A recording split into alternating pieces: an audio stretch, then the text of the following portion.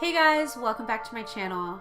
Today I'm really excited because as a part of my Battling Art Block series, I have a tool that I've created just for myself that I am really excited about sharing with you guys. Just a quick recap.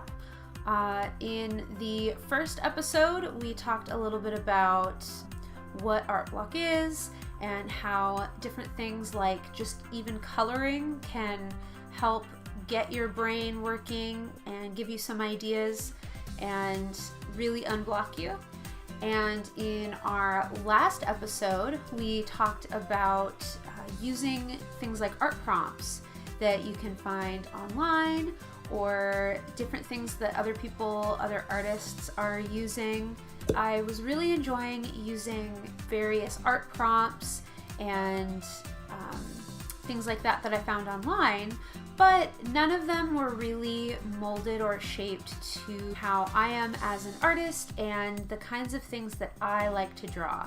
So I decided that I would start gathering inspiration, various things that I enjoyed drawing, different objects and animals and concrete concepts like that, and made a list and made basically an art prompt generator for myself. I made this a little while ago. I started collecting words and put together a really long list of things that inspire me and things that I like to draw, and I put it in a random generator that I found online, and I actually used this for this video, my cheap art supply video. I had made this tool already and decided to try it out for that video. So once I randomized the list, I ended up getting the words baked good, witch, and fox. So I'm going to show you guys how I put my list together and show you how you can make your own. But first, I wanted to talk about where I found these inspirational words and concepts and objects and things that I added to this list to pick from. I sat down and thought about things that I just know I enjoy drawing, things like the forest and mushrooms and flowers and succulents here and there, and I took it a step further, and things that I knew I really enjoyed drawing I would expand on a little bit. So for instance, I like to draw flowers, and so on the list I not only have the word flower, but I also have various types of flowers like carnations and roses and baby's breath and things like that, so that I could have a little bit more to choose from. The idea of this list is you want to have enough variety, but if there is a little bit of overlap, that still works for what you're doing, and you just focus on that aspect of the drawing or your piece a little more. Another great place to look for inspiration is to look through your Instagram feed or Twitter or any sort of social media, or even Pinterest boards that you might have saved some art from your favorite artists. I would suggest going through your feeds and looking through Pinterest and seeing the types of subjects that come up all the time or pretty often, or maybe just something you don't see that often, but it might spark an idea for you. The great thing about this list is you can always be adding to it. A number that I would shoot for when you're first starting out is to have around 50 to 100 different words written down. Now, if that seems like a really big number and seems a little intimidating, remember you can always look through and find concepts like flowers or plants, things like that you can expand on. This list is personalized to you, so it will not only be a little bit more fun than maybe some other generators or other art prompt lists that you might find online, It is customized to you, so it will be something that you know you either love drawing already or are excited to practice drawing.